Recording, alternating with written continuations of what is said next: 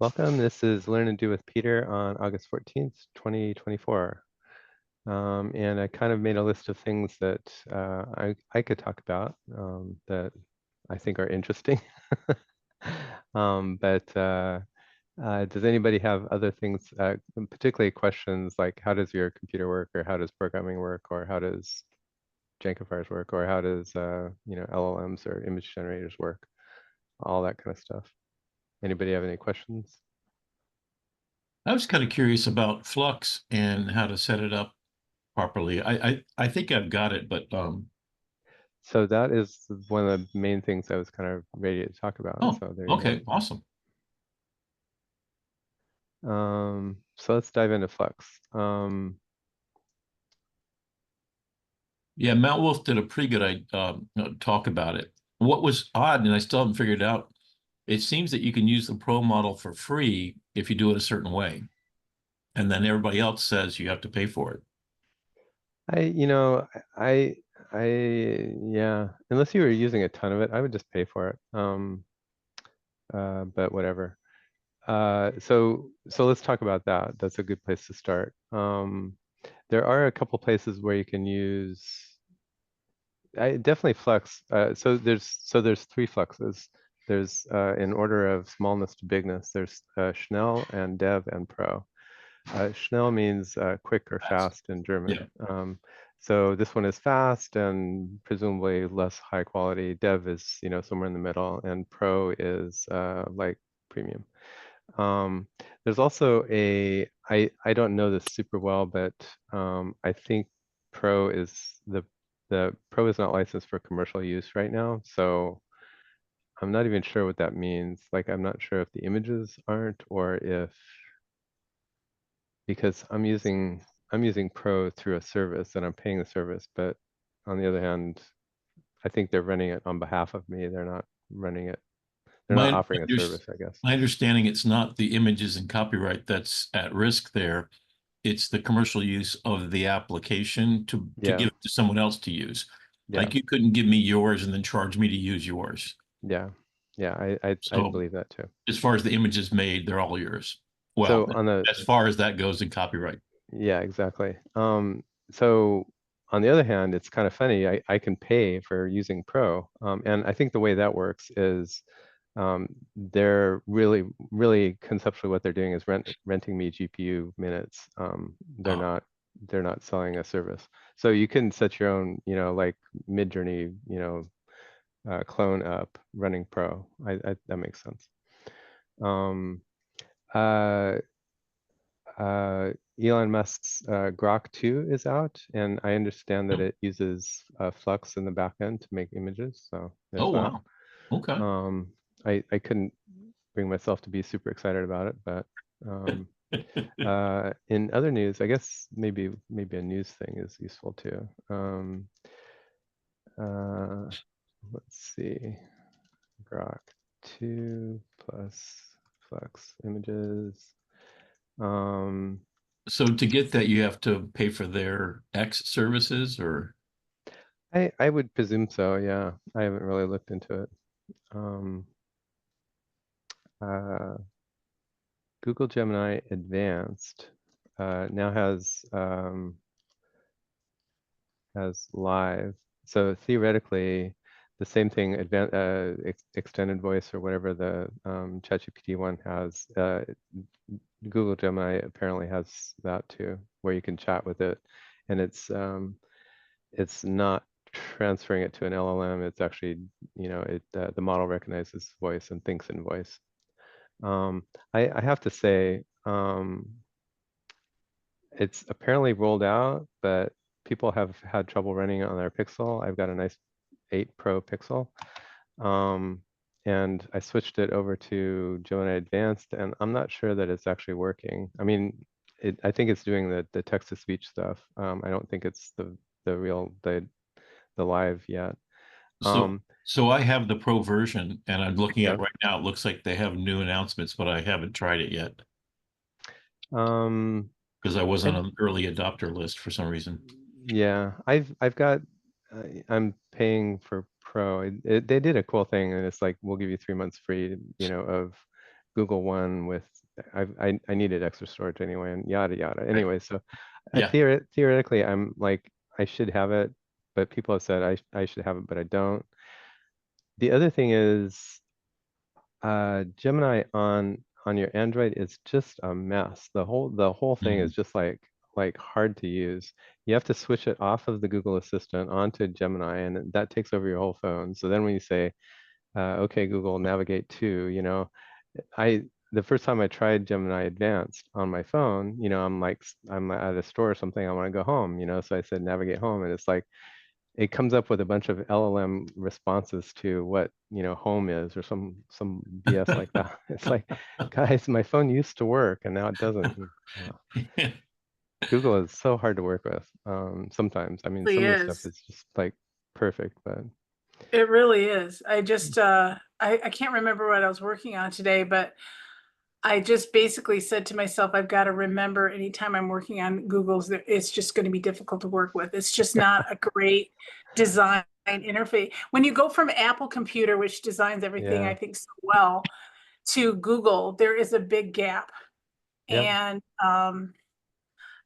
yeah, but I'm not switching to Microsoft Office, so I'm gonna be with Google Workspace for a while, and they have all my information. Microsoft is harder, even worse, more or less. I mean, some Yeah, of the things are easy, but some of the things are like yeah, insanely weird. I got a spyware nasty bug a long time ago with Microsoft products when I was in nursing school researching HIV for a class, Mm, and I got this nasty spyware bug that basically wiped out my computer. And my husband and I basically switched to all Apple household, became an all yeah, Apple household yeah. then, and just have never gone back. Makes total sense. Yeah, And just recently, that blue screen of death thing, it was theoretically kind of a third-party vendor, but Microsoft has also got the operating system that allowed that to happen. So anyway, not that, there are great things about Google, there are great things about Microsoft, there are great and bad things about Apple. I have a lot of frustration with Apple and Sync. The way it tries to keep everything in sync drives me insane because a lot of times yeah, I have to fight against it. Anyway, yeah. the back to Flex. Deal with Flex is there's three of them. I think it's pretty easy to find Chanel for free. It's not too hard to find Dev for free. I think you can get a little bit of Pro for free, but I would just pay for it. So one of the ways that you can, well, let's see, one of the ways to do it for free, Diffusion B and Draw Things on Mac are both really nice and have recently set up Flux. Um, Rick, since you asked, do you happen to have a Mac or a PC? A Macintosh. So straight away, what you should do is grab Diffusion B, Okay. Do you have a and link for that? yeah, Can you let's put a link in the magically make notes? a link. Cool. Um, so uh, and I've got kind of a caveat for Diffusion B. Diffusion B is awesome and wonderful, and um, I recently the Flux beta came out yesterday for Diffusion B. So this isn't the way to get Flux yet. So if you're about to download Diffusion B because you want Flux, um, uh, you actually have to go get the beta from GitHub. I'm trying to remember what Matt Wolf suggested. It was real simple, and I went there and started making images like immediately, and it was using the Pro The model for that. Yeah, the place the ones that I know that do it like immediately and super easy are FAL and Replicate. And Um, Flix, or there was some other name. FAL, you said? yeah, FAL.ai. There's actually a link on line 30 of the notes, line 32, 33 of the notes has got Oh, FAL and Replicate. Click links on the right side, not the left side. Um, so uh, Flux is in 2.5.3. I don't think you'll have any trouble. GitHub links can be crazy insane to Yeah. download stuff from, but this one is pretty straightforward. If you just go to this 2.5.3 page and download either ARM or Intel, ARM is your M1, M2, M3, and Intel is other things. Just grab one of those DMGs and then install like usual. So let me show you Diffusion B real quick. So Diffusion B and Draw Things are both free. They both run on your own computer. Diffusion B has this really nice interface where it has a whole bunch of like fun things that you can do. Text to image, of course, and then different kinds of image to image things. This is usually upscalers and stuff, but this is an in-painting thing. This is one of the illusion. It's got some kind of control net thing behind it or whatever. And then Diffusion B and FAL also do a lot of the fancy stuff that you see people doing with cool stuff and make it pretty easy. So let's look at, I'm just going to do a super simple prompt here. Looks like Firefly and every other app too. Yeah. You have to go to get Flux working, you have to go to the model thing and find Flux. Here's I'm sorry. Fluxus. Are you in Diffusion B or in GitHub? Yeah, this is Diffusion B. Okay, You so download it from GitHub, then you install it, and then then it looks like this. okay, because I've got basically I'm on the link that you gave for Diffusion B, and there's a link that says download for Mac OS.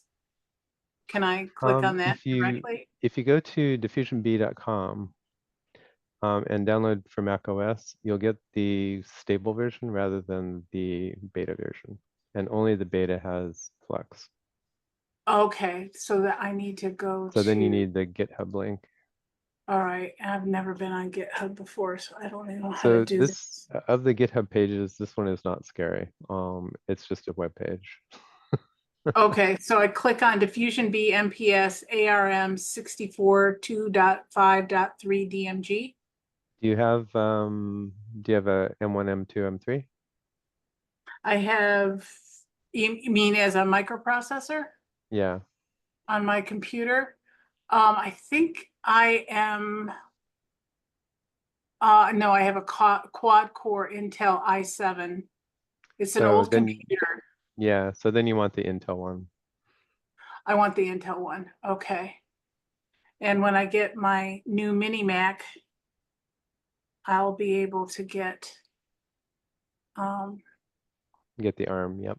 the ARM, okay. So I'm going to jump ahead of you a little bit, Darlene, and keep looking at Diffusion B. I wonder, I guess I should hit generate before we started like flying around.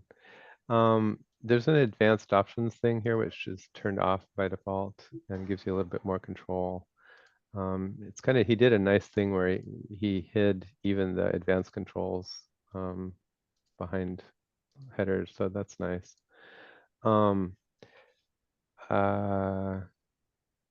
So that was it getting ready, and now it's generating. It's going to take probably a minute or so on my computer.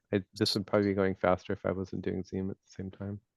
So Matt Wolf is suggesting that you use Glyph, G-L-I-F. Yeah, Glyph is going to be an awesome way to do it. And Glyph is going to be, I don't think it'll be pro. I think it'll be maybe dev and Chanel, which is Have fine. you noticed a huge difference between, I mean, I don't need the fast. And I guess you know, I'm always like snooty that way, kind of. It's like if there's the best one and you know it's not too painful to run it, I try to use the best one. I posted, I did Danielle's, I guess it's over here. I tried Danielle's Madlib, and Vicky and I got like 3 of the same fill-ins actually, which is really interesting. I But can't anyway, even use, what's that?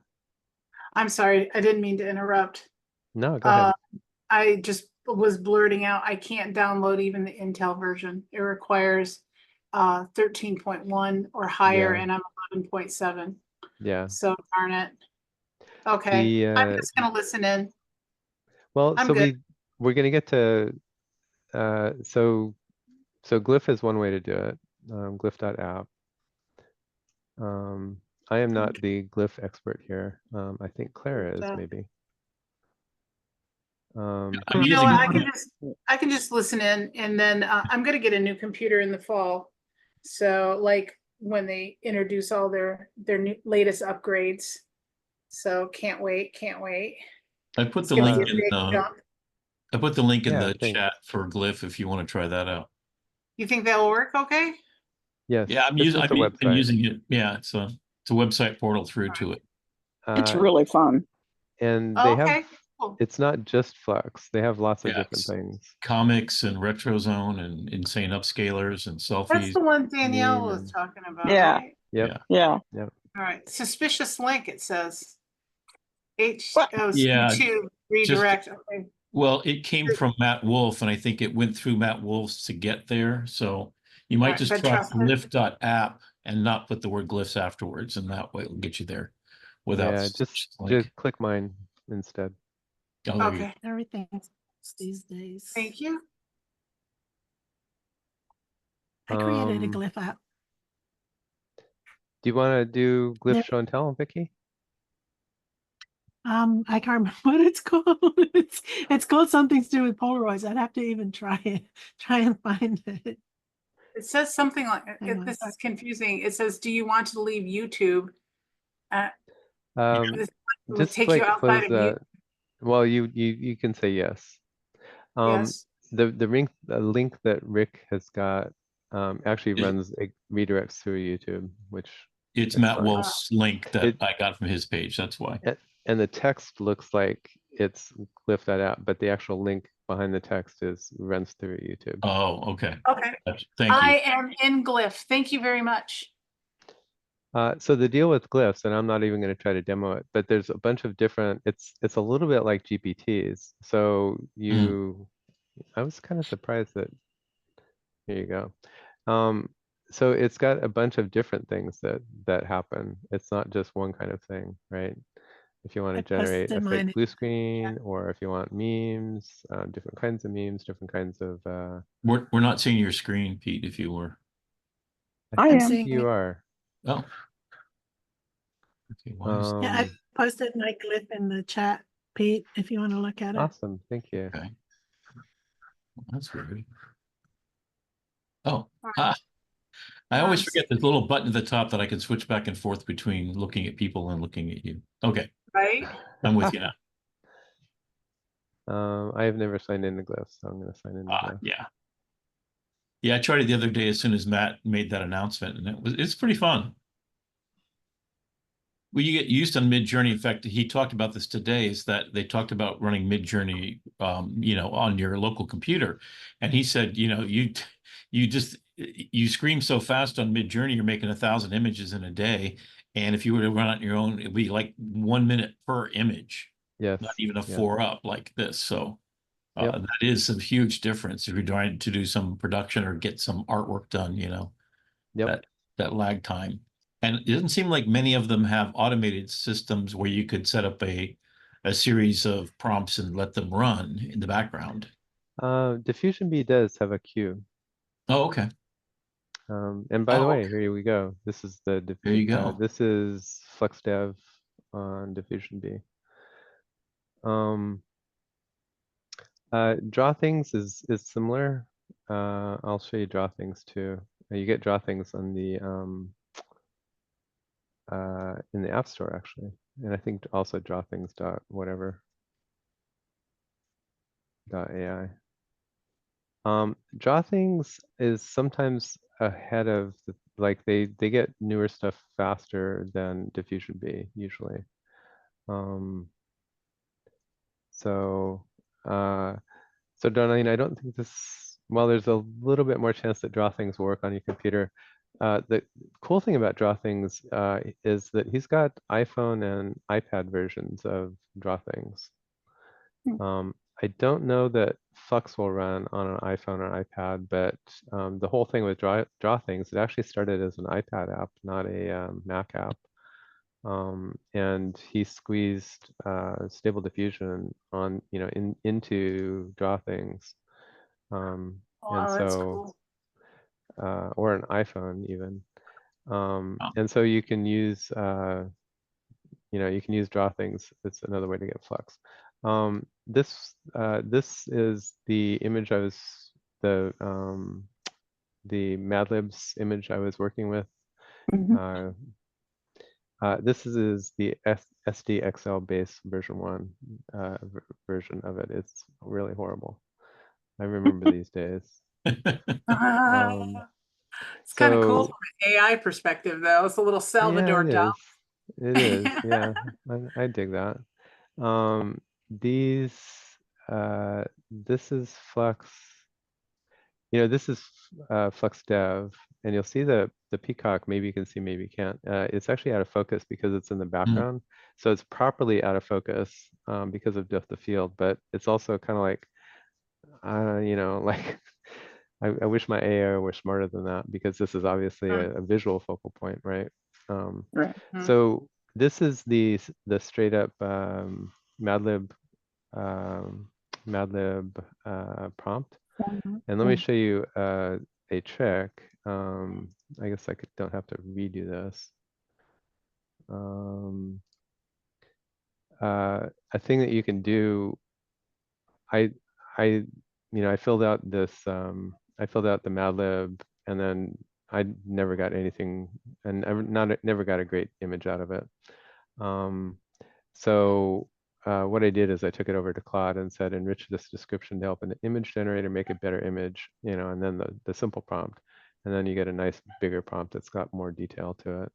So giving this bigger prompt to Flux Dev actually got some, reasonable stuff. Sorry, I don't know how to zoom very well with this. So you use that larger prompt on this to get these images? So this is a simple prompt, and it's okay. And this is the complicated prompt, and it's visually better, but actually like compositionally worse. Yeah. Oh, I kind of like that one. I Well, like the, it's got it's a weird potential. AI photo. It is a weird AI photo. Yeah. So the more useful thing maybe to take away from this is, you can start off with a Madlib prompt like this or any prompt. And I could have given it other directions instead of just enrich this description, right? And you can even do things like, let's take this prompt. So this is Danielle's Madlib prompt with Claude having filled out the blanks. If I said something like, make the opposite of this,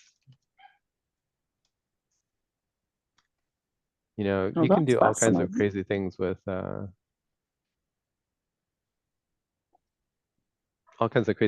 an LLM, right? And another thing that I used to like to do, I haven't done this for a long time. I'm going to start a different conversation for this.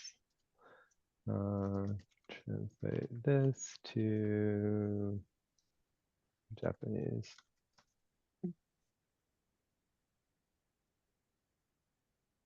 This isn't maybe the best example of it, but one of my Midjourney tricks is to Midjourney's good at languages as far as I can tell.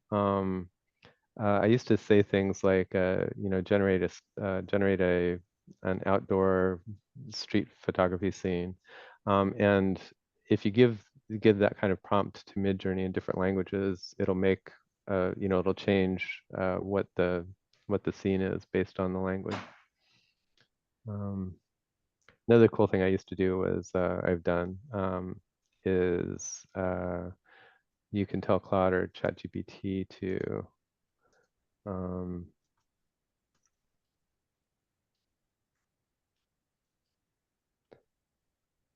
make a list of names from around the world. So I copied your prompt and ran it mid-journey just now. So in the, that's what I got from mid-journey in the text there. Is that Awesome. in the learn and do room? Oh, no, He I put should it do it in in there, he put it in in the the chat. Zoom chat. I But can yeah, learn putting and it do, yeah. in learn and do, that'd be great. Here's, oops, not that one. So this is the one he got. And what was the generator for this, Rick? That long prompt or? Yeah, the text, I just did a screenshot of your Yep. page. Yeah, found it there. Yeah, that looks gorgeous. It's Yeah. a beautiful one. Did you happen to have personalized on that? Is that your personalized maybe? Yes, it looks like I did. Which is probably a good thing. I think I have it on by default now. So there's And I that. didn't have, oh, prompt up here. personalized, okay. Let me show you this trick, since I'm halfway through it. This is kind of a distraction from where we're going, but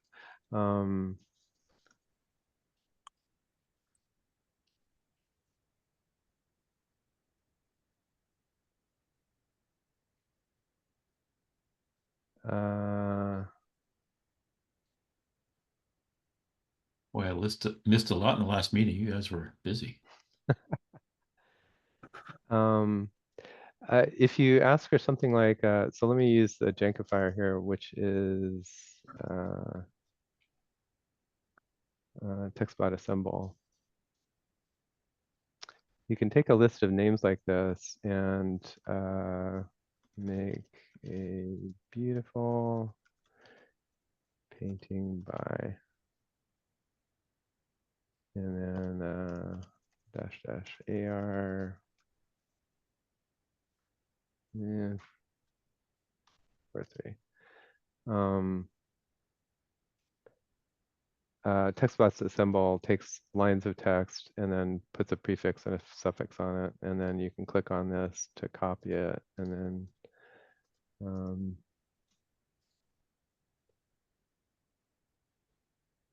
I forget what this says. Oh, well, I do forget what it says. Thinking of too many things on the call. This is an interesting set. Anyway, if you vary the names of like a painter or a photographer and just make them different countries, from different countries, you get different results, and that's a fun thing to do too. I guess I should do some, and I guess I should turn on fast. You mean like Van Da Vinci? Did I have Van Da Vinci? No, I'm asked, is that what you mean? Like vary the names Yeah, of the artists? what I did was I said, hey Claude, give me a list of names from around the world. So there's Aisha Patel, Chen Wei, Okay. Diego Hernandez, and just varying the names like this make a beautiful painting by Alosuan Adebayo. I can almost pronounce this because I watched Star Trek, actually, interestingly enough. There's a character on the new Star Trek called the Wushikan. You'll get it'll Okay. pick up the flavor of Okay, that I name, understand. which is Thank you. kind of really interesting because when I've been doing this, I actually, like I told Claude was helpful enough. ChatGPT didn't used to put the countries typically. Claude was helpful enough to put the country for everybody. I said, strip that off. I don't need it because, you know. I think you should make a beautiful painting by Claire Jacobs. What? And see if it's got her pegged yet.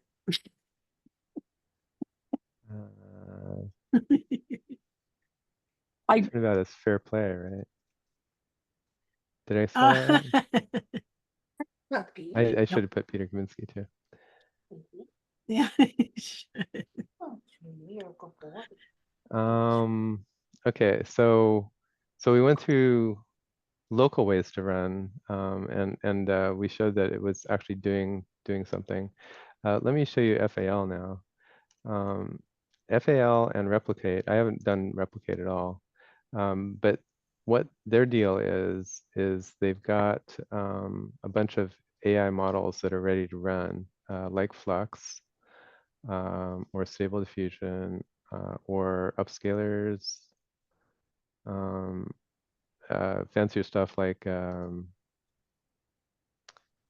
image to video, so transfer expression from a video to a portrait.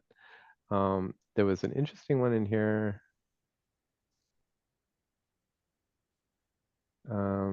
One of the interesting ones I saw, Claire, you had a good question about one of the old ways to do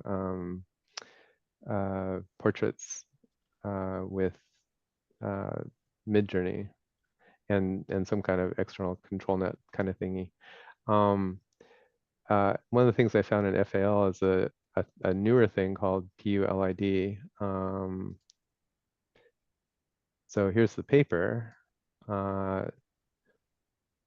And they've got the code published and a model published. So this is ByteDance, the ByteDance research lab. So they published the code, so then FAL or Replicate or Hugging Face can run it. So this is a new and different way to generate images using somebody's face. In this case, Taylor Swift. I'm not going to actually run Taylor Swift, but I'm looking forward to using it with mine. The deal with this thing, it works differently than the other face transfer stuff, and it sounds like it might work really well. So get to play with that later. So if I'm going for consistent characters with my children's storybook, or if I'm doing a story with my face, that would be the best tool to use, or are there other ones better? It would be a tool to try, Okay. definitely. And I guess let me put this in the So Flux came from people that were at Stable Diffusion and they left, right? Is that the idea? Yes. Did they have the keys to the kingdom kind of thing when they did it?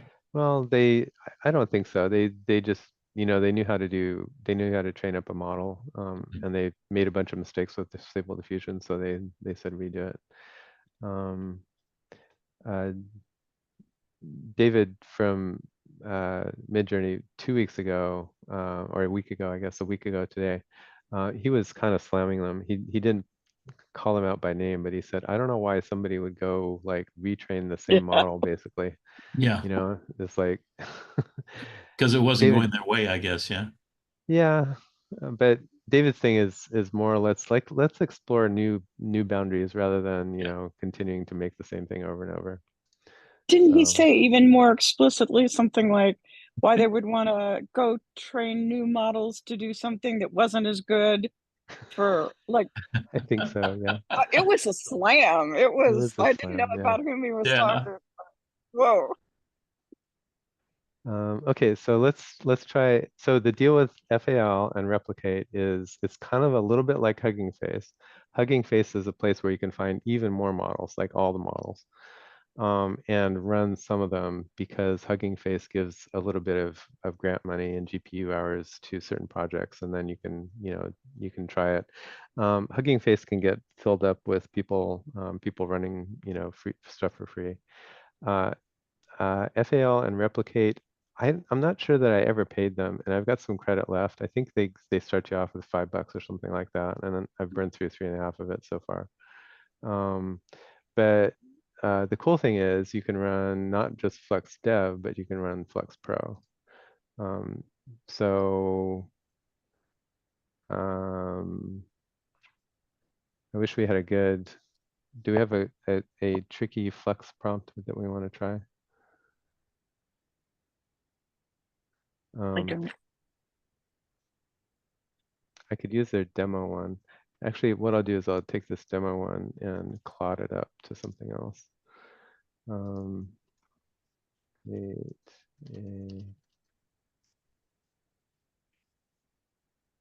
There's always a 70s muscle car. Retro mod. In an abandoned factory. That sounds good. Sounds very specific. I don't even know I've what it seen that means, somewhere but I've before. heard it so many times. I wasn't watching myself as I typed. What I typed is create a visual description like this, but better. What I wanted to say was, and this is much better. This is a great, but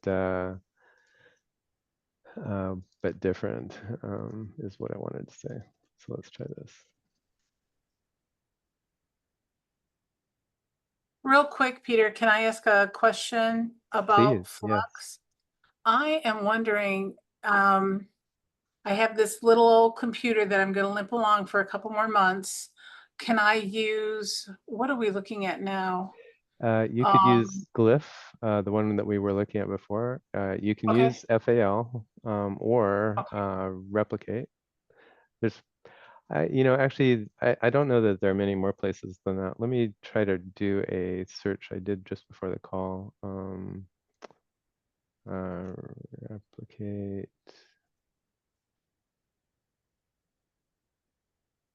I've never actually even heard of Replicate, and I'm only a little bit familiar with FAL, but this is a couple more places you can get. I guess I'll put this in chat. This is a couple more places where you can get Flux. So I don't know if it's clear, Darlene, but DrawThings and Diffusion B run on your computer. So you have to have a new computer, pretty fancy computer, and the newest operating system. Okay.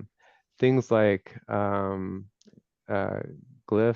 or FAL or Replicate, you see them on your computer through a website, but they're running it on their cloud, right? So it doesn't matter what computer you run it on. You could even run these on a phone. Okay. So I think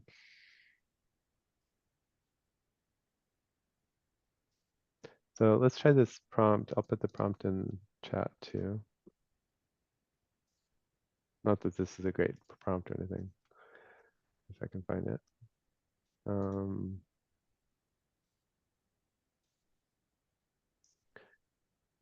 So let's put this in Flux Pro on FAL. And by the way, if you sign up for FAL, I think you might end up needing to use GitHub. And if you get there, stop and let's check it out. So I think FAL is on Discord, not GitHub. okay.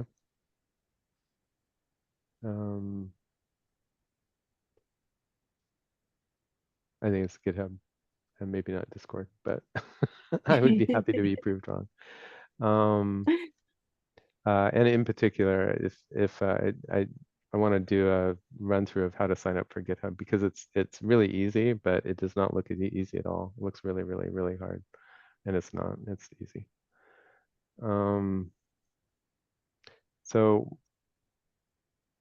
So there you go. One of the things that I notice with FAL is it is fast. So this is a Flux Pro thing, and so back to Rick's question, what's better, Flux Dev, Flux Pro, Flux Schnell? I actually don't know. I haven't played with them enough, and I'm not super great with I'm not super great with stable diffusion type prompts, which is what Flux is. To even like try to give it tricky prompts that might work really well in a smart one and less well in a dumb one. This one is okay, I would judge. It's a little dark for me. It also misspelled Enigma, which Yeah, I thought Flux spelled better. it was super fast, and I think Flux Pro is not an easy thing to run. So there you go. Okay. You'll also see that this cost me 5 cents per megapixel. So there you go. How many If you're running, megapixels was it? this is probably 1 megapixel Oh, or okay, thanks. thereabouts. So this Gotcha. image cost me Like 5 a cents, which nickel. is not cheap. Yeah. And it's not like it doesn't, I could do 20 of these and a buck is cheaper than a coffee. But if I was doing 200, then I'd be sad. I'd be looking to get my Mid-Journey, relaxed hours. Okay, buck is- so I went super fast through a whole bunch of things, and now I want to do even a more complicated thing in the same line, but maybe I should pause for a sec. Anybody have any questions or confusions? I'm going to see if I can pretend I'm signing up for FAL and see what happens.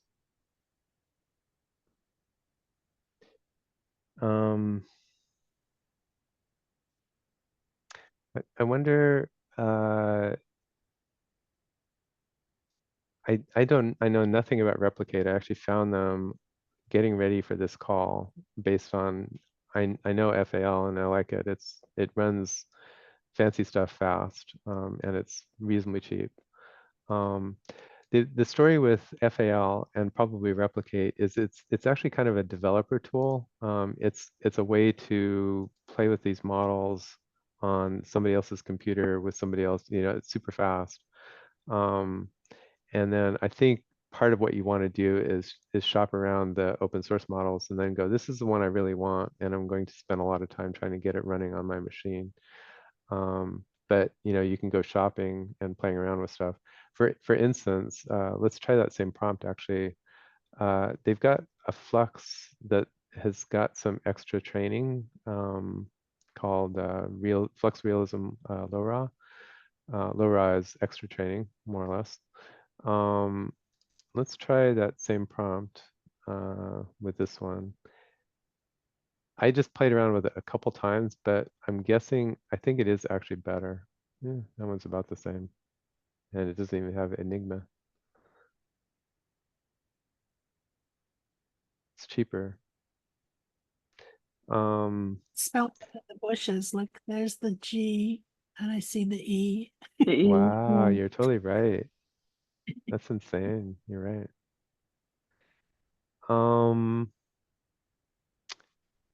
So the thing I really appreciate about FAL and probably Replicate's probably the same.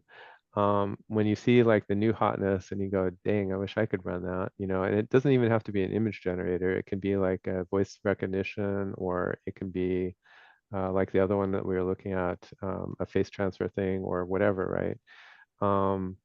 And you go, shoot, my computer's too slow, or I'm running out of disk space, or whatever.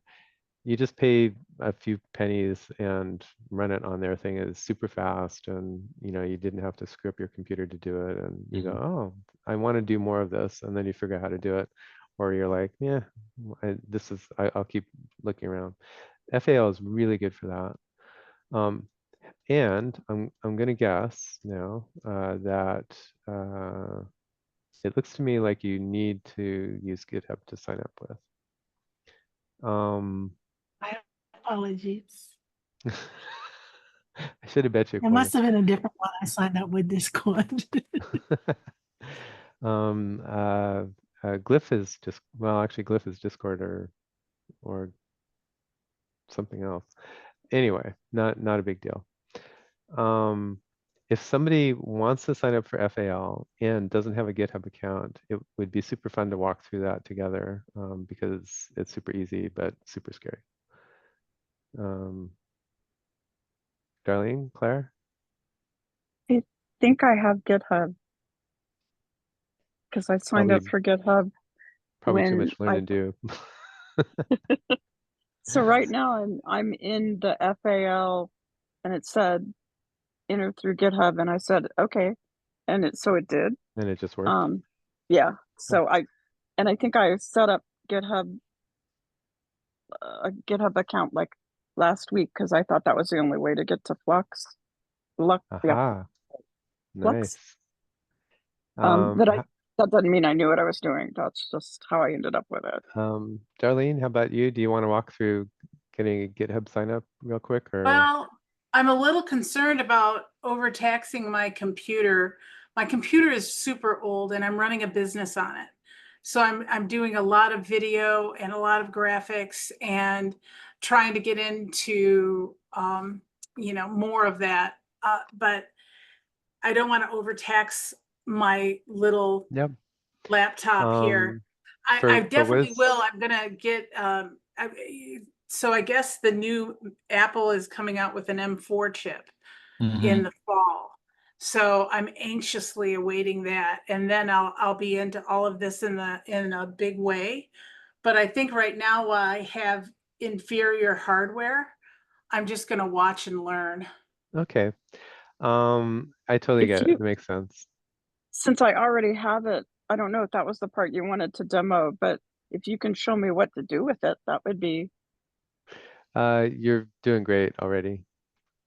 Um, okay. the thing with GitHub when you sign up for it,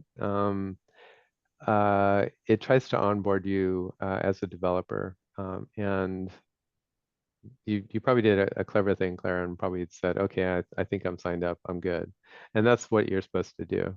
I think, if you're a developer, actually you should go through all the onboarding and answer all their wizard questions and stuff like that. But if you're just using it to sign into things, or even to use Massive Wiki and Obsidian, stuff like that, you don't need anything except the account setup.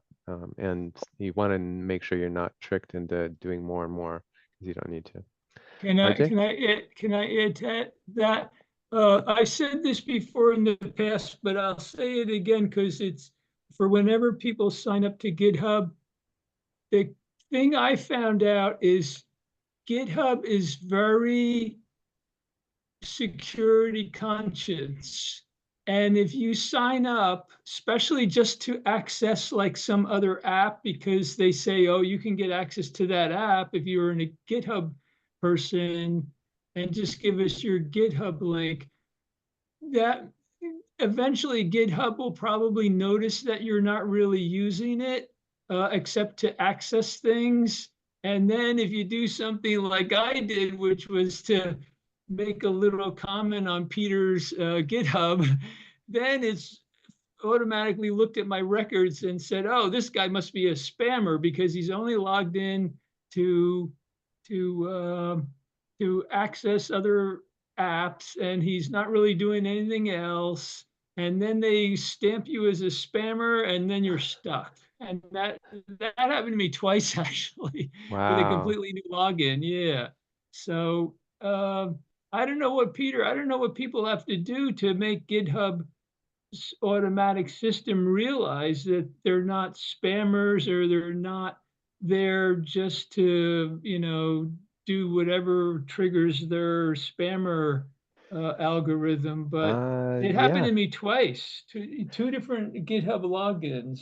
The same thing. I never used it otherwise. The only reason I used it was to access apps because the app said, hey, you want Yep. access to my app?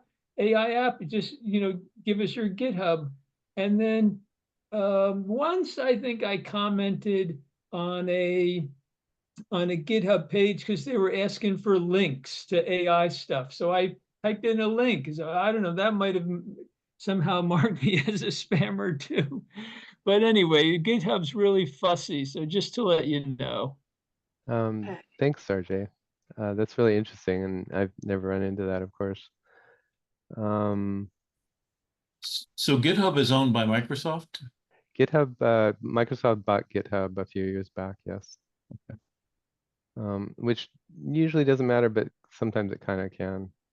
Don't they use Um, it for their backend? So I'm using Copilot and they have Copilot Studio. Isn't that based on GitHub repository of I tools I or something? actually don't know.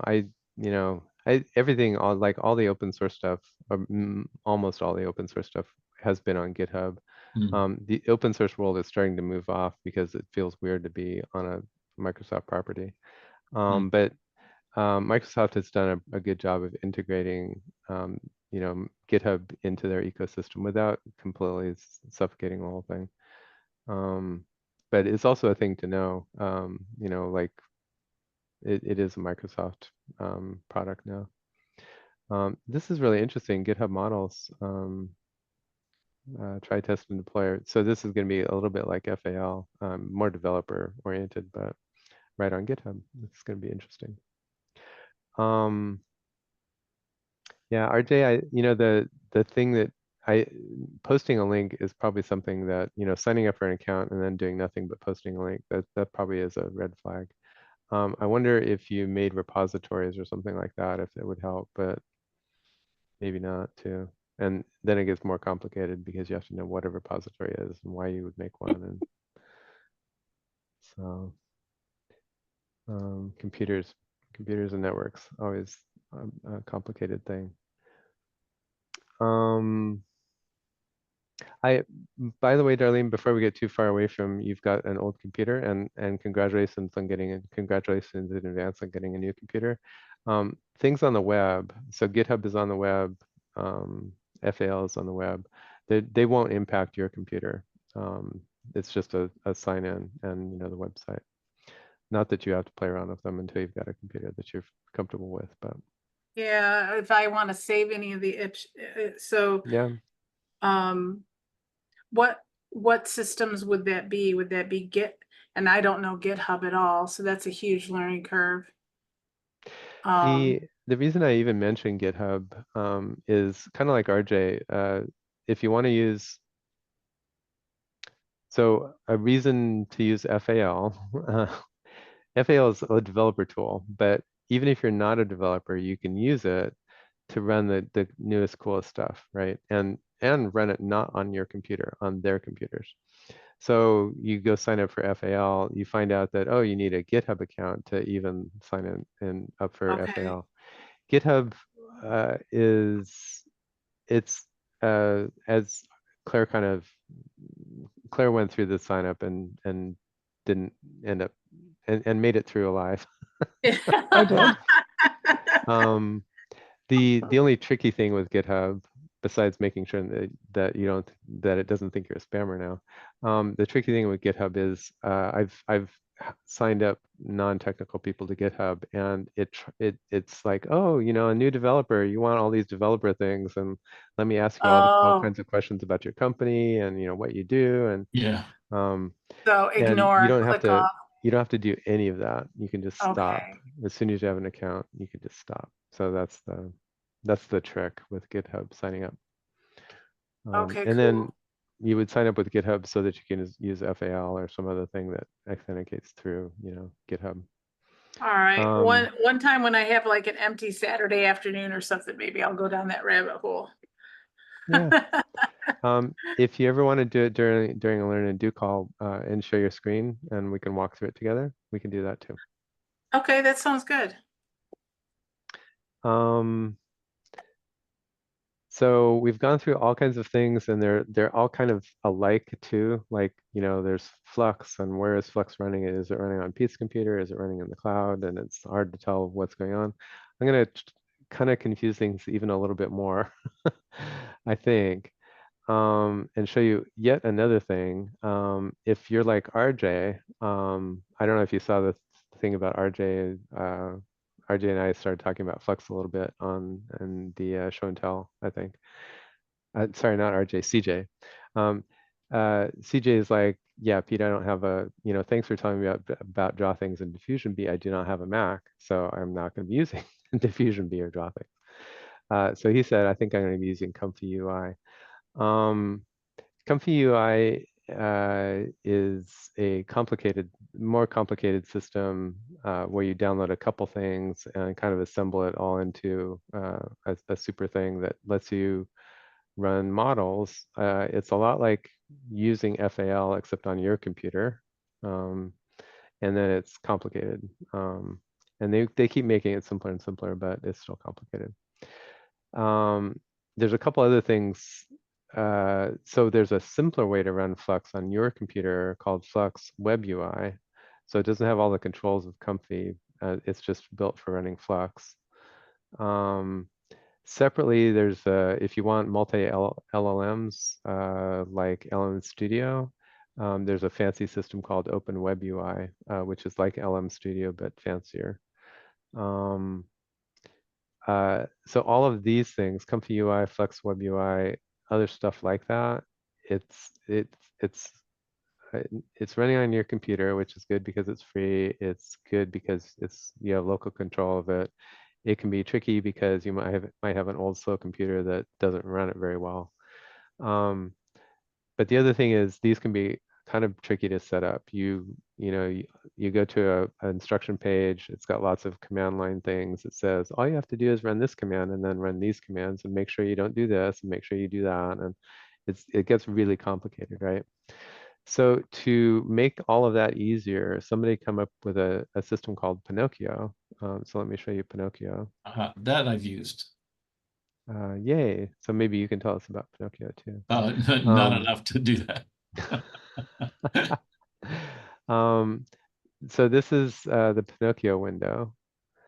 I'm tempted to, yeah, maybe that's a good way to do it. So now this is Pinocchio. It's running on my computer. And if I click Discover, conceptually, it's a lot like FAL. It's got a bunch of different models that do a bunch of different things. Here's Comfy UI and Flex Web UI. Here's AudioCraft. I don't even know what that is. Here's a different version of Stable Diffusion. So if you didn't like Comfy, you might like Focus. Here's Open Web UI. This is for running multiple LLMs. So it's got this kind of set of audio samples and sound design from Stable, whatever. Wow. Silly Tavern is a thing about telling stories or doing role-playing games with LLMs. If you want to run one of these things, you can follow all the instructions. You could go to the Comfy UI website, follow all the instructions, and hope to get it running. Or once you set up Pinocchio, you just click on it from this App Store thing, and it does all the setup stuff for you. So this is a way, and I think I've got Comfy UI installed, but I have no idea how to use it. I thought I had Open Web UI set up, but let's try this actually.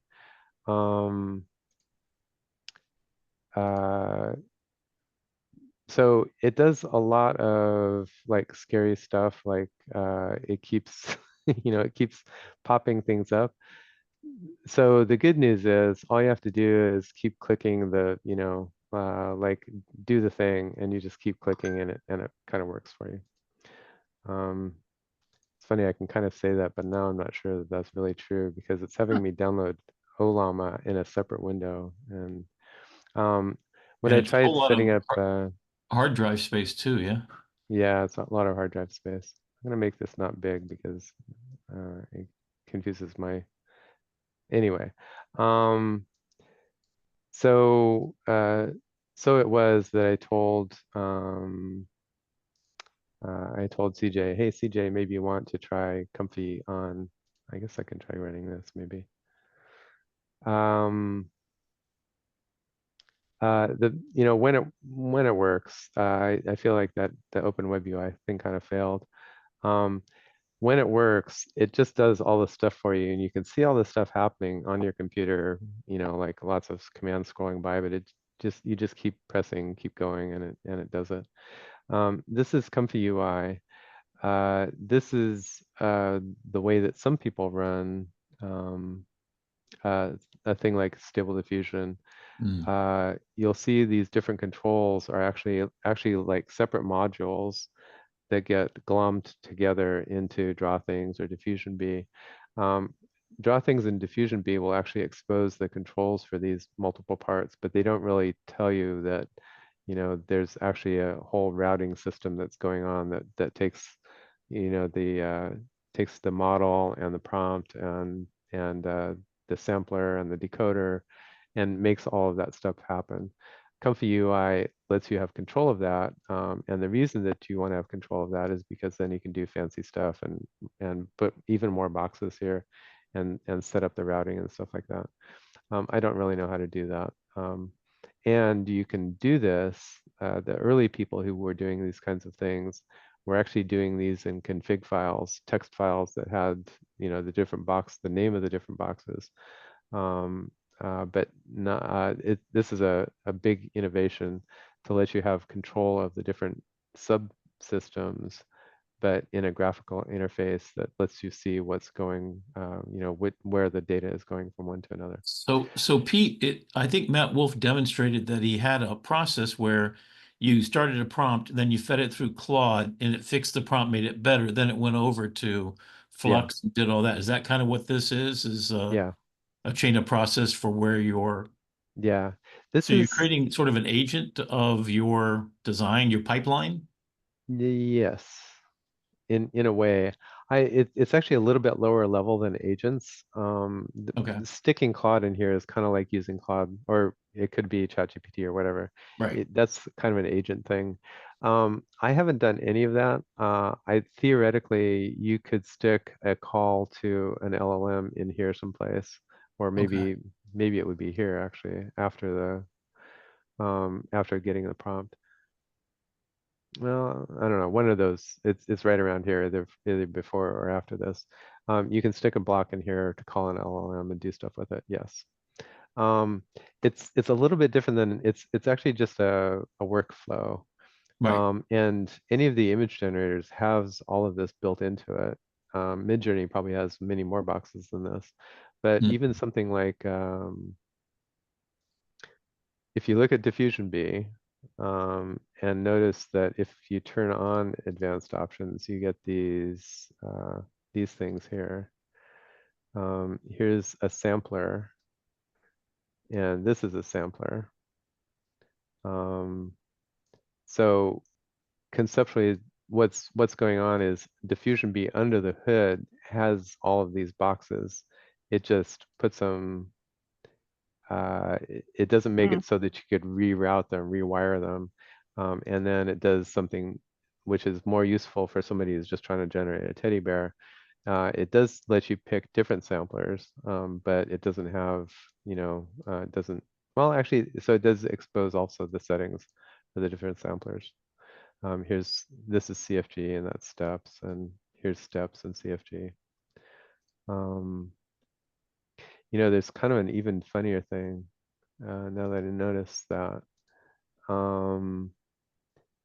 In here, you can choose the samplers, Keras and K. Euler, stuff like Euler, sorry. You can see Euler here. So this is selecting different samplers. And so K sampler isn't the sampler, it's the thing that runs the sampler. So there's kind of boxes within boxes. Let's look at draw things real quick. Draw things, for whatever reason, doesn't hide that stuff as much. But you can see here, you can choose the sampler and set the text guided CFG here. This is CFG and other stuff. It's funny, this is the basic settings for draw things, and this is the advanced one. And if you really get into it, like when you're doing Stable Diffusion stuff, you actually start to get into these things, and it matters. You have to go ask somebody, or find a Discord or something like that. What sampler should I be using with Flux? Euler was one of the ones to use. Stuff like that. So if you don't have Draw Things or Diffusion B, if you don't have a Mac, maybe you want to run Comfy UI, maybe you don't. But if you want to run Comfy UI, then maybe you want Pinocchio to help you, and then you can run different kinds of things like that.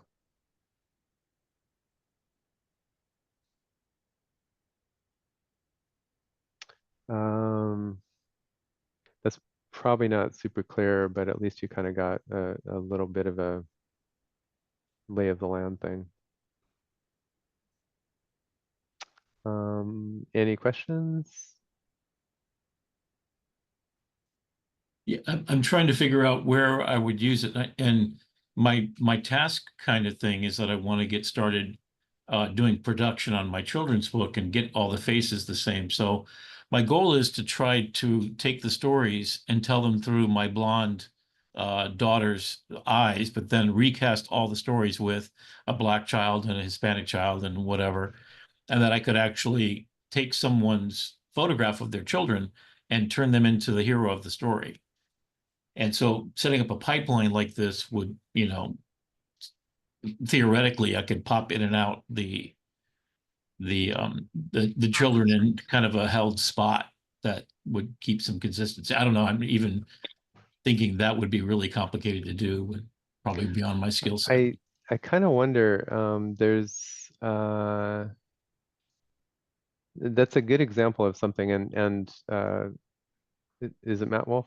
Um, the example of having an LLM, inside your image generator, basically, Yeah, is a good pipeline example.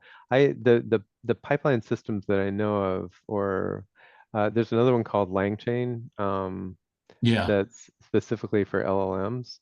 I don't know how many I've seen that do mixed LLMs Mm. and image generators. I there's not a reason that they shouldn't, I guess. But um, the other thing you can do, the pipeline manager is like that.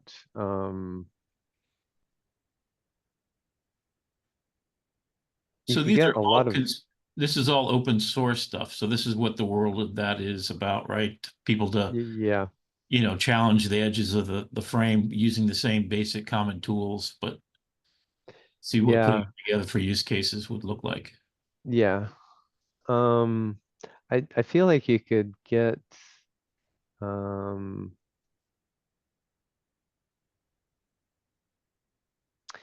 uh a a different way to do that. I don't know.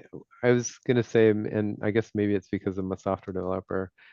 You could Yeah. actually write the equivalent of a few Jenkifiers that kind of talk to each other Right. in a semi-automated way, and you would, that would be probably as easy as trying to set it up through one of the pipeline managers.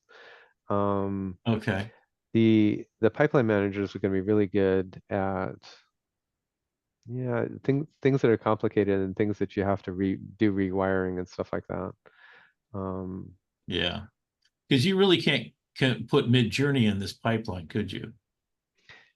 uh, API to Midjourney is verboten, right? Yeah.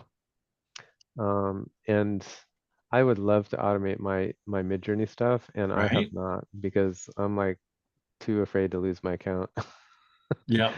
I hear you. Um, so for whatever reason, they don't want you using APIs. So yeah, you couldn't.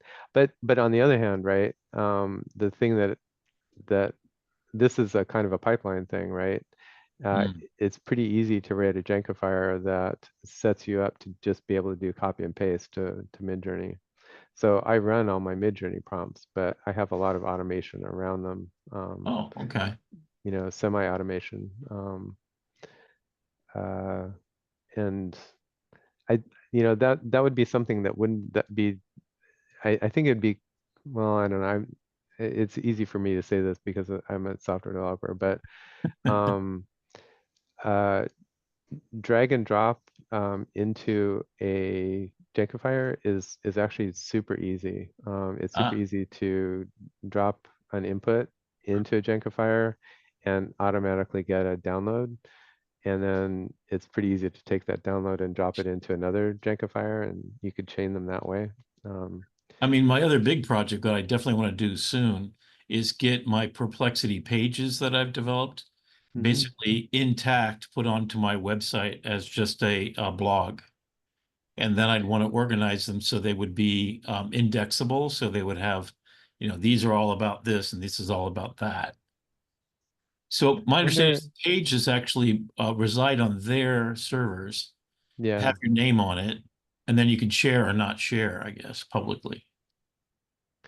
yeah. Do you have paste a link to a Perplexity page real quick? Oh yeah, I got a bunch of those.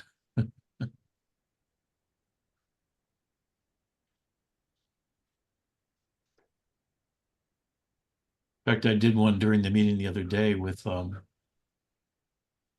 were talking about Yeah, you copyright. did some I cool did ones. Yeah. a couple of pages on that. Oh, here we go. Here's the copyright one, which is cool to do.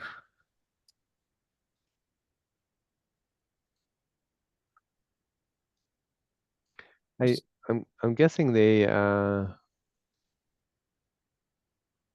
you ever done a search for export Perplexity page, I think that's completely like not what they would want, right? Because the whole point Well, is I like, don't know, because within Perplexity, you've got a little thing down at the bottom where they basically take the latest news story. And he seems to be a cowboy. I listened to a 4-hour lecture with him and Lex Friedman, and he was talking about how they're getting in all kinds of trouble. So for me as an educator, this is brilliant. I could yeah, hand this to them, and then you go off on your own tangents, finding out about, what is the recent laws and things like that. But they got in trouble with Forbes because, of course, they mined everybody. And what he's doing is he worked for Google and OpenAI, everybody, and stole the keys to all their kingdoms, basically, yeah, and then yeah, smashed it together. So he's got 5 large language models on input. Then he's got a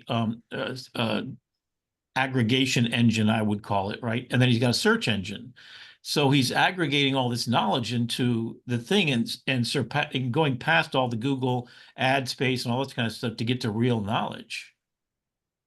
Oh, install and save my chatbot extension, Chrome. Oh, heck. Of course I should ask it how to do my stuff. That's it.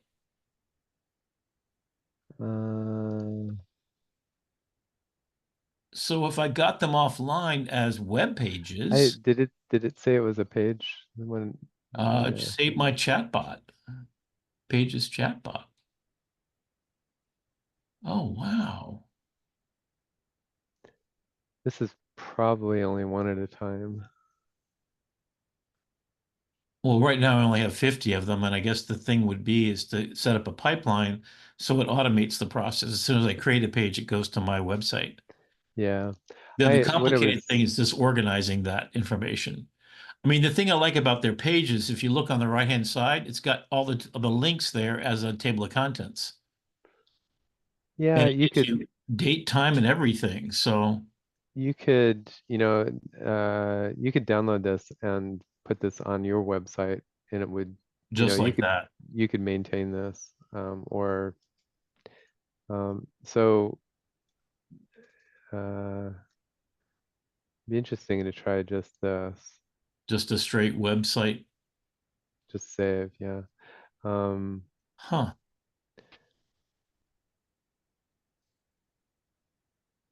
Oh, there it is. Maybe I don't know. I think they've, I think it's a draft page. Do you have to be the owner of it, I wonder? So I kind of wonder how they what it manage. did is it redirected to the live page. So it's probably got some code in it that detects if it's a downloaded thing and loads it, the fresh one. Not even necessarily as a way to prevent you from doing it, just as a convenience. So it Let looks like that has me, 151 viewers of that document. And I've noticed a couple of them I've done had 1,000 or 2,000 viewers. yeah, it's cool. And they are hiring experts who are going to be their sort of reporters right now, actually. And I thought about applying to do that because I think the whole thing is just, I mean, his whole thing is about knowledge gain, quick. Your simple query on Google gets you a bunch of ads and no real knowledge. And they obfuscate the truth, Yeah, yeah. So, Stack Which person are you talking about? the CEO of Perplexity. Okay, I forget his name. I could. no worries, no worries. Well, what's amazing about it, it's on the Lex Fridman show, and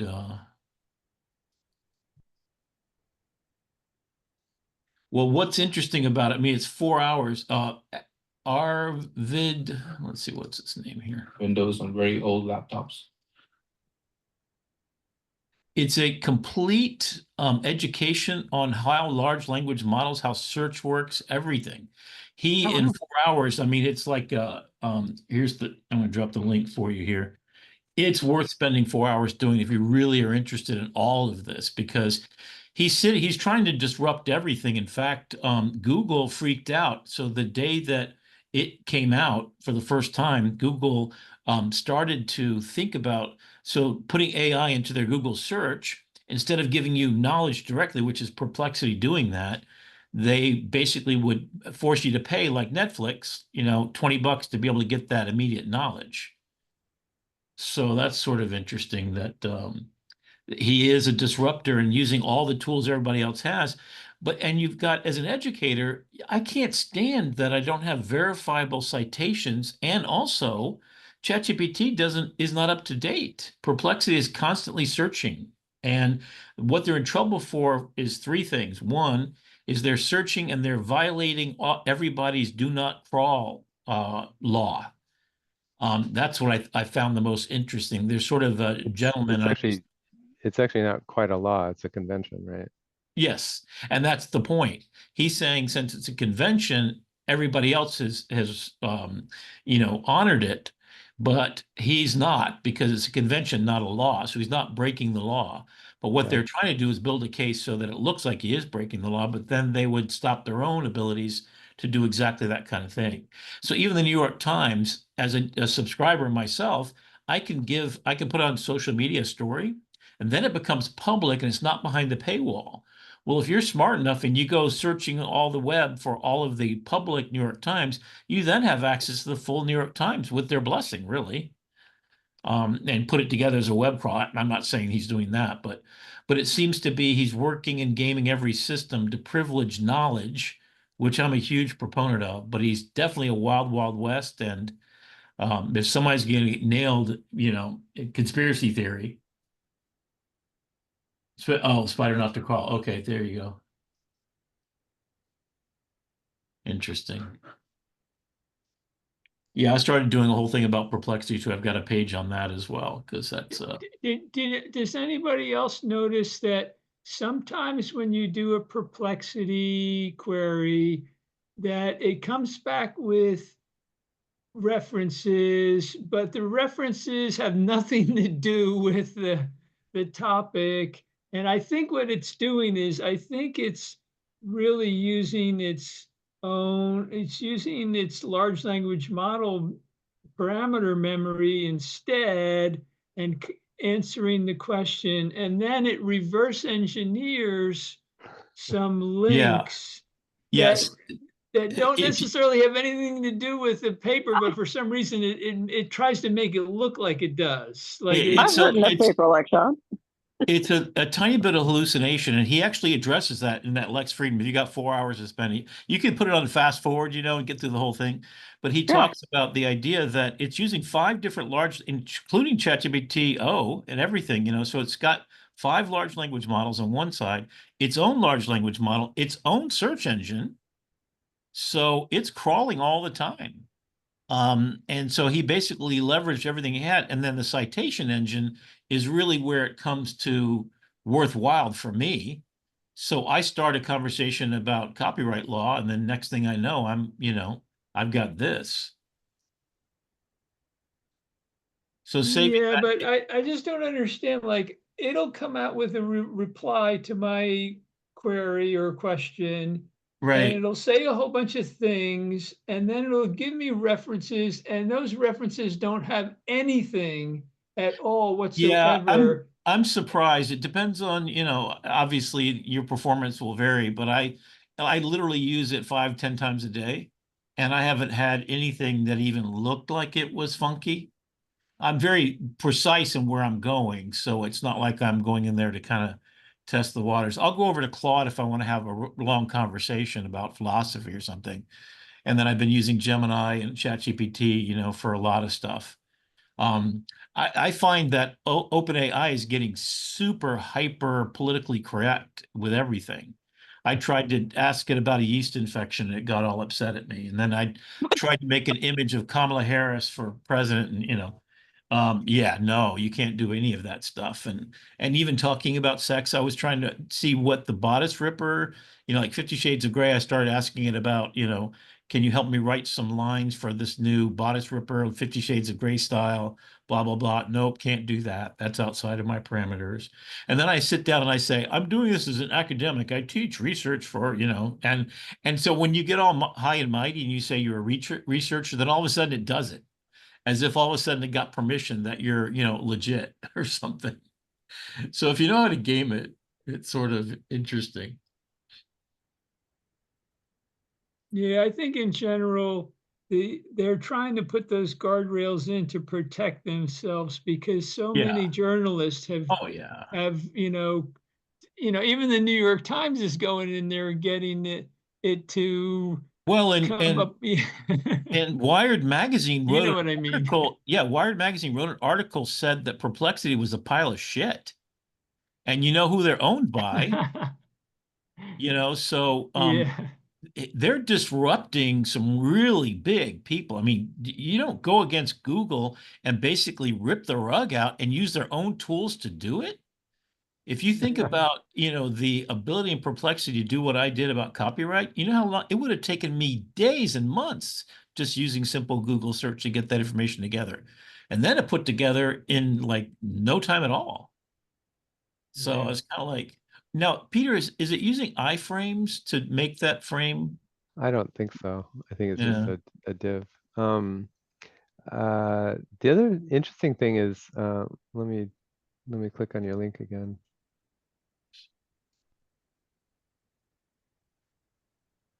So the part on the right's Um, not a separate iframe or something. No, it's a div, I think. The funny thing is, if you do view source on this page, it actually looks like the stuff on the sidebar isn't here. It's scrolled way off over, on this line or Oh, something like okay.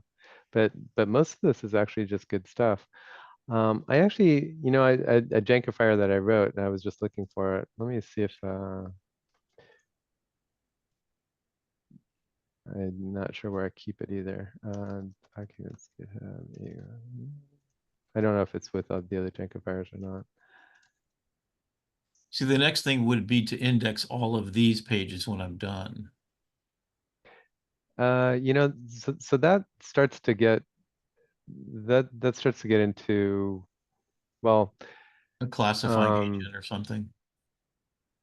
I don't even know if you need that. If you've got 50 of them, you can just make a list of them, right? Oh, That's my the kind of plan thing. is to do it all day, every day, and then just put them in Well, categories for what I'm yeah. using it for. So if you're doing them one at a time, you just add it to the list of all of Yeah, them, right? yeah. That's the kind of thing I would do with Obsidian. You could also do it in a blog a blog system. Can I ask, what Um, does index mean in this context, Rick? So I have stuff about photography, then I have stuff about, graphic design, and I have stuff about, so my subject matter is like an index to a book. I want to know that if I go into this, there's 50 different pages about photography or 50 pages about AI. So for the user, I want them to come in, if they're an educator, go to the educator's page, and now they see 50 stories, and then they can look at that little sidebar that says, oh, this is about copyright, this is about use cases and prompting for education or K through 12 or whatever. So they can search my reference library and do something with it is sort of the trick. Because then it's Okay, useful. thanks. That means that I've created a website with all of my research basically right there for them. Okay, Oh, thanks. wow. so this is a kind of a customized Jankifier. I don't think I have it in the list of Jankifiers yet, but I think it's actually also on the website. It's called HTML Cleaner. Okay. Somewhere around here. Oh, I guess right here. This is what it looks like. And Okay. let's look at the code real quick. So this was, I had Claude write this at some point, and the instruction is something like let the user drag and drop a HTML file on it. Okay. And then take out all the junk, basically. Wow. So I was using it for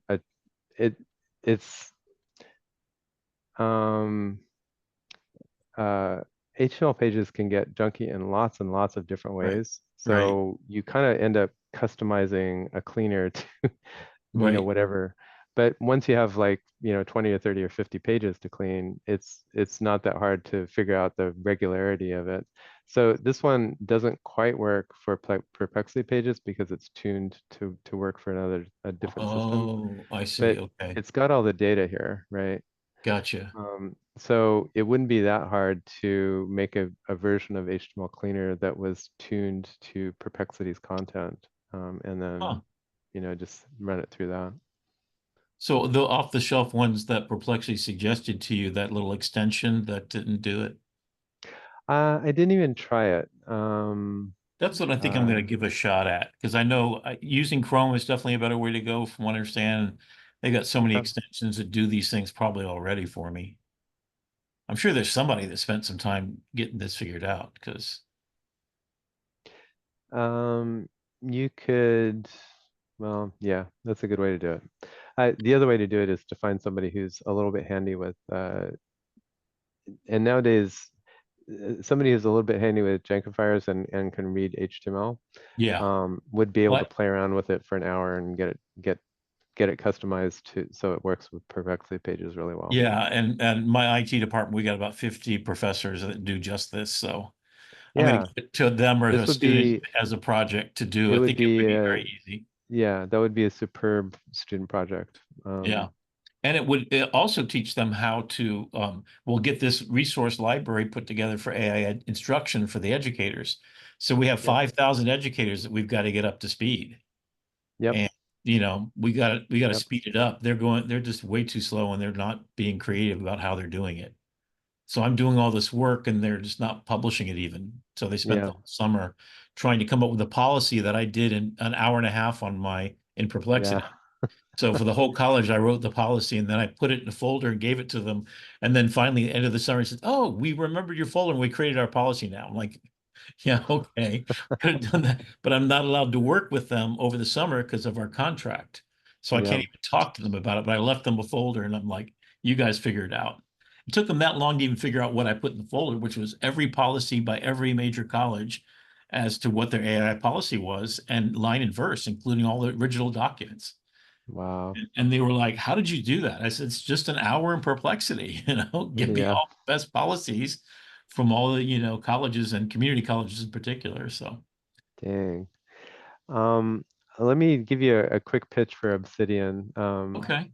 Probably the rest of the call has seen me do this pitch enough that they don't need to see it again. But Is it, um, I think I did see you. Is this the one where you it, give it a folder of stuff and it'll look at the content and rename all the files? mm, Was that you that told me about that one? well, I no. got 7,000 documents I got to do that with. That's probably not Obsidian, but the thing Okay. that Obsidian is good at, and 7,000 documents would be totally fine. It looks at what Markdown files, probably Okay. Markdown. Yeah. It uses Markdown files as its data store basically, and and the Markdown files are easy to a link to a different Markdown file is just 2 square brackets Okay. around it. So Obsidian is a super easy way to create a local kind of web of information. Okay. And then I've got code that takes an Obsidian vault and turns it into a website. Oh, So perfect. the way I manage the Learn and Do website is, these are the pages, and I can just Right. change this on Obsidian locally, and then you just save it, and then it turns it into a website. Oh, sweet. Okay, so I'd be downloading all of my HTML and documents and everything, and then send Obsidian over there to organize it and put it into a website. In Obsidian, you can organize it by hand, or Okay. you could write some automation using Claude to do certain things. Okay. Um, Yeah, what I thought of doing is having it search, and if it found the content was mostly about AI versus photography, it would categorize it. And then I thought yeah, about, well, if it even moved my OneDrive stuff into the right location, then I can go do the next step, which is then put them into folders and then create subdirectories. Then I can create a website from those subdirectories as long as the pages are cleaned, yes. because I would want to get rid of that whole left-hand side for all the Perplexity pages. So it was Yep. just flat, information with links. And Hey, Pete. probably go ahead. Oh, I was just gonna say, I would love to see a walkthrough through Obsidian. Okay. That sounds really good. Let's do it next week. Oh, okay, yeah, that sounds good. I'll And the warn angels everybody who are wants to stay singing. away. What? I said, and the angels start singing. Yeah. So I'm over in the MJ room if you guys, Yeah, you can see I've been there for a while. yeah. I went a So, little crazy with Claire's stuff and going off on tangents. There's some scary yeah, stuff in there, so be fair warned. yeah. I'll have to go check it out. Um, this has been super fun, folks. Let's do an Obsidian walkthrough next week. And you don't have to come if you don't want to. But we'll do other stuff too. No, I'm loving Um, it. Thank And the you. recording is posted on the, on the group It site. should be, but where I post stuff, let me show you real quick again. So uh, I'm wondering if I should explain. I have like probably a dozen websites like this that are built using Obsidian. And then I have the software that turns Obsidian Vaults into a website, right? Why was I telling you that? Oh, We were Learn and thinking about Do. like Notion versus Obsidian. Somebody was talking about Notion Yep. at one point, the app, And and I you think, were like, the Obsidian is cool too. yeah, yeah, Notion and Obsidian are similar, and I think Notion is actually really good for a team. Obsidian is usually for a single person, but the way I use it, it works for a team. And Obsidian you can use for free. Notion is not for free. Um, Oh, Obsidian okay. you can also do a lot more. There's a huge open source community around it, so finding things that, well, I don't know. Notion is great. New stuff. Obsidian is great. Yeah. I Be do a cool to ton of check stuff out. with Obsidian, and then what's called Massive Wiki. The system that I use kind of overlays on top of Obsidian and lets a team use it, and then lets a team also publish a website with it. Cool. So anyway, I put the link in chat. This website is the Learn and Do website, except our old name was AI 101, and because I've got this, I don't know, I've got the URL set up this way. Oh, nice. I stuck it to be AI 101. So in here, if you scroll down on the front page, it's got a list of recordings. So that's the good news. The bad Oh, news cool. is Pete has been slacking, and the most recent recordings are in May. So I've got to catch up with June, July, and August. So I haven't been Nice. doing that. Oh, this is Can great. I ask you a fast question? Yes, please. All the different places that we were going through today, in one of them there were all these places that you could go to. One of them you said, I don't even know what this audio thing is, and I think that was the one where in the bottom right hand corner it had something about tavern. One of them was about tavern. Silly Tavern, yeah. Which I'm one? pretty Where were sure. you finding that? Um, Do you remember? is your question about the audio thing or about Silly Tavern? Well, I wanted to find Silly Tavern, but I thought I would just go to wherever you had been. So the funny thing is, Silly Tavern is actually already on the website Oh, okay. from February. Oh my gosh. See, this is the beauty of taking notes in HackMD, and then if somebody could get his rear and gear and actually post them. And now here I was all excited and I was gloating. The angels were singing. Okay, so Silly Tavern has come up in AI 101 Learn and Do, but it's in one of the HackMDs that isn't on the site yet. Oh, So okay. so there's a reason to use HackMD and Massive Wiki, and here's the fault when Pete doesn't get around to do it. Now that I know the name, I can find it. Yeah, the reason I was looking for the reason I was looking in the website for it is because there were a couple Learn and Do sessions in a row where Silly Tavern was in the notes, along with a couple other things like Silly Tavern, and so the other things are interesting too.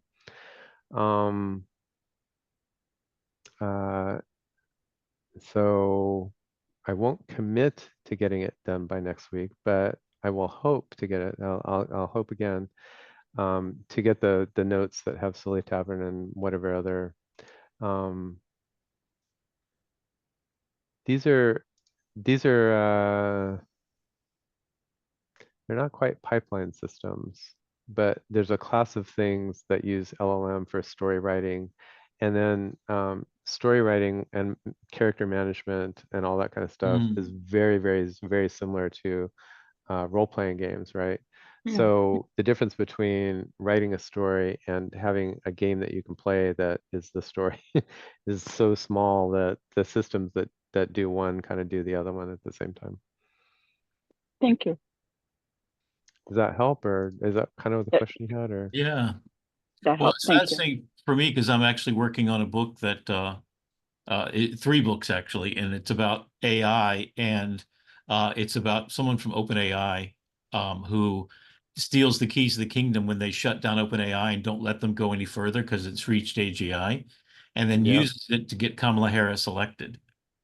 Ooh. Yeah, and then there's a whole, well, we got to use it a certain way. So I've already written 3 chapters, and it's a page Nice. turner. It's really good.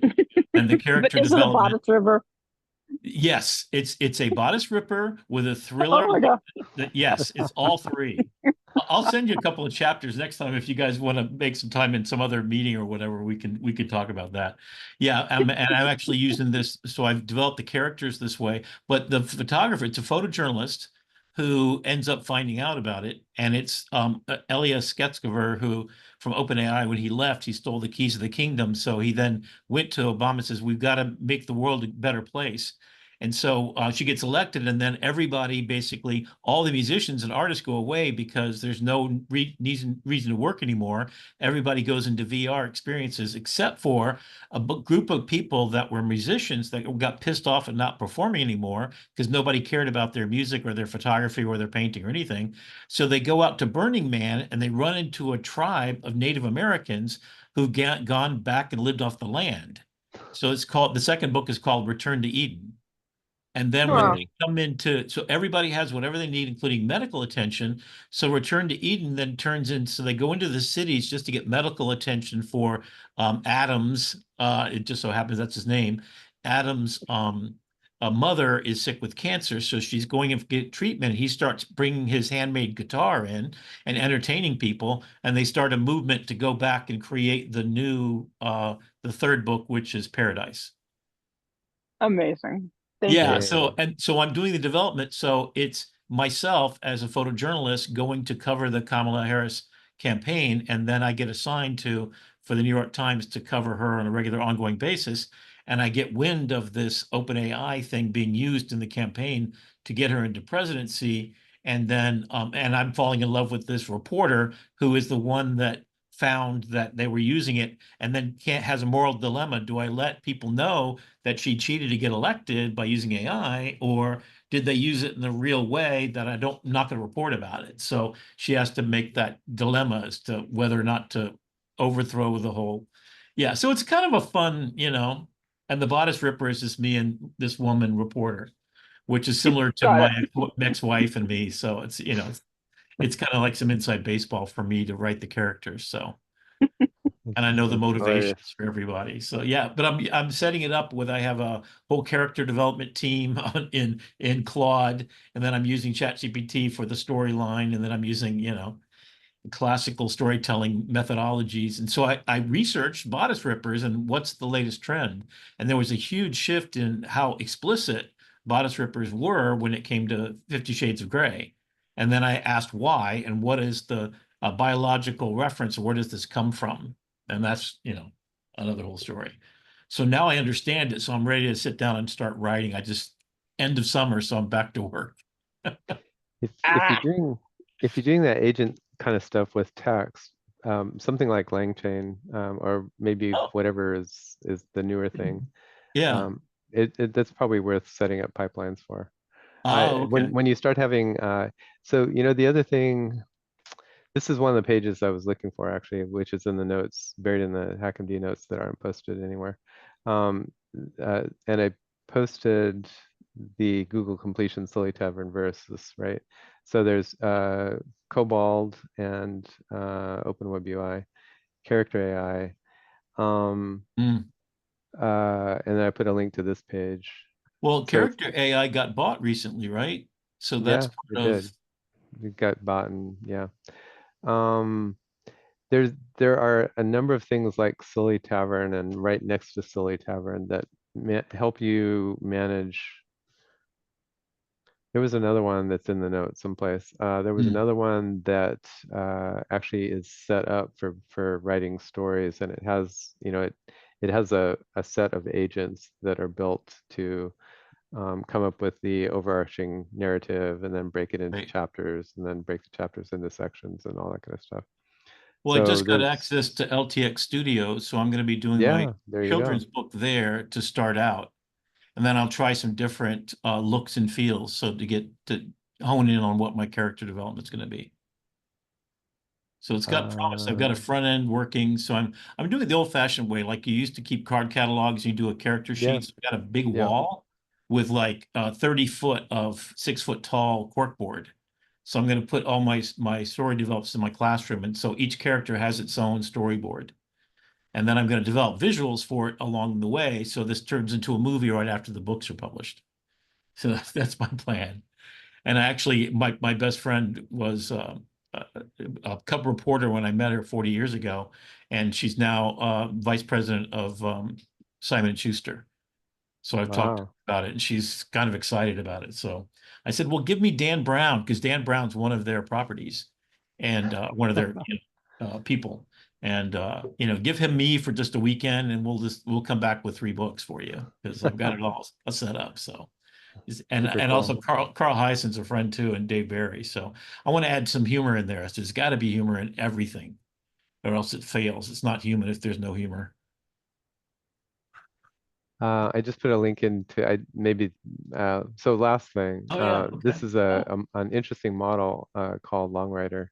A thing that they noticed is that even though there's really long context windows for LLMs, because of the way they're trained, they generate short things. And they said, we could fix that. And so Oh, wow. this is specifically built to write long things. Holy cow. Okay. So That's perfect. I don't know. I was just wondering if so I did a quick search on Longwriter and Pinocchio. It doesn't look like Pinocchio's picked this up. This isn't too hard to run, but it's like command line, running Python stuff to actually make it work at this point Gotcha. anyway. Huh. Okay. That's perfect. So it's coming. Super fun, folks. We'll see you next week. All right. Thanks, everybody. Take care. Thanks, Tomorrow. Bye everyone. bye. Thank you. See you And next guys. time. tomorrow, yes. Bye-bye. Tomorrow in Midjourney room. Excellent.